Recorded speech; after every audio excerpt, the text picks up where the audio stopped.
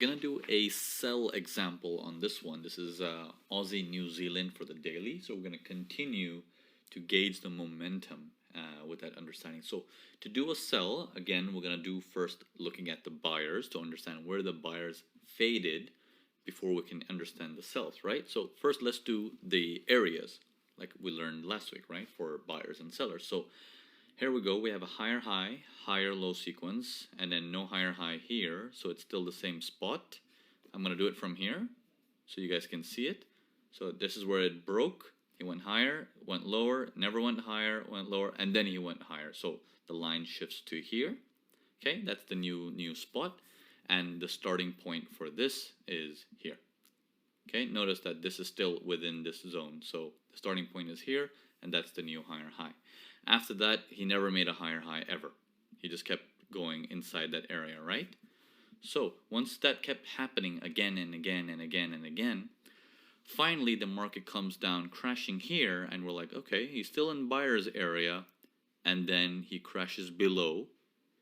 Okay, once he crashes below, we're like, okay, it's still not seller's yet. It's still buyer's territory until he can break this guy, right? Now that he comes down, breaks below, and then he tries to challenge it, and he starts going through it, we're like, well, is that a sell? Is that a buy? Is that a buyer's territory? Is that a seller's territory?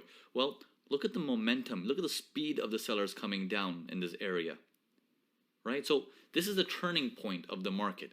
Now, the only thing that's going to confirm it is if we fly right back up.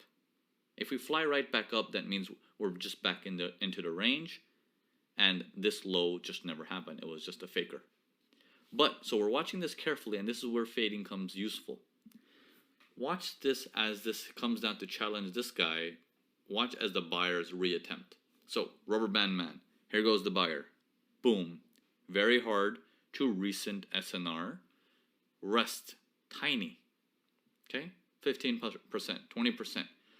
Pushes up more. This time takes longer to push. Takes 1, 2, 3, 4, 5, 6 candles, right? Compared to before, just a few candles and he's up there. 6 candles to push a little bit further. Pulls back 20%. Okay, very minor. Then he barely pushes up more. It takes him 4 candles to make just a slight higher high, but then he rests almost 100%. That's 90% rest. He pushes up one more time.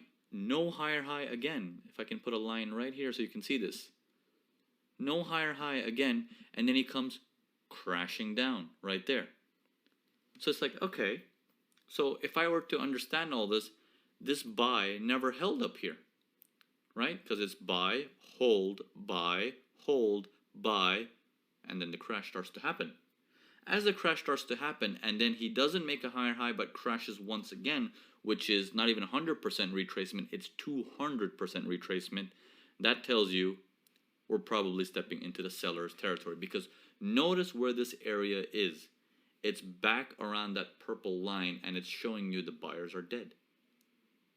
Buyers are dead, the rubber band man is exhausted, and we are understanding this area as, is this area still buyer's zone or not?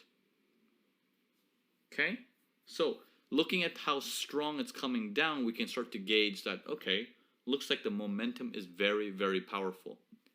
And then the sell starts to take place. It starts to take over. Now, the sell, look how far it goes down. To here. Why? This is the same spot as earlier to know, is this seller's area or is it a buyer's area? The buyer's reattempt. Up, big retracement. Up, small retracement. Okay, no higher high. Doesn't mean it's dead yet. Up, no higher high. It's a faker. And he comes right back down. It's like, that's it. He's done for it. Because he couldn't even make it up to there. He's only reacting down from this area is because people are still looking at this as a buyer's zone. The professionals are still looking at this as a buyer's zone. Hence, the market gets to move. The average professional individual who calls himself a professional cannot move the market. Okay? And with all due respect to that guy, let him push. Let him do whatever he can. That's good. You know, the more you try, the more you learn. The more you learn, the more you get better. So that's okay. So, but when you see all these statistics of what's going on, you try to understand and get the story right, you start to get an idea that he keeps failing. He keeps failing. The momentum keeps dying out. If it's dying out the second time, notice what's also happening. We're getting lower and lower and lower. We're fighting this thing. Okay, now your profit scale is shrinking, but at the same time it's trying to show you that maybe we can break through. Let's move it forward. Right there again, it bounces back. Right there again, it bounces back. It's almost like if that was his 100% or 200% retracement, last try, once again, bounce off this area. So if you're in this trade, your exits are already there. Or if you're doing it with multiple positions, half your positions out, the other positions at break even, blah, blah, blah. The second attempt happens. Goes strong up, pulls back minor, goes strong up, no higher high, pulls back 100%. Push forward, holding, and it goes north. So, 2 opportunities only in this one. We're looking at an opportunity here. We're looking at an opportunity here. But do you notice when you did this fading aspect, you were able to gauge where you should be getting in, but without having a clear understanding of what you learned last week of, this is still buyer's territory. This can be very dangerous to sell against the flow. Okay, so I wanted to throw this oddball at you today to be like, can you react normally when the market gives you something you were not expecting? Okay, so when this happens, I want you to keep close attention. Like, oh yeah, well, I was expecting a sell, but then the buy came in. I mean, I did make some profit out of that, but then when the buy came in, it's like, huh? Why is it going so long? Well, because this guy never gave up his ball. And that's the bigger guy, right? These are just minute fading, minute momentums. But this is the main guy holding the grounds. Okay? So, we were concentrating on the sell side, and there is still profit on the sell side.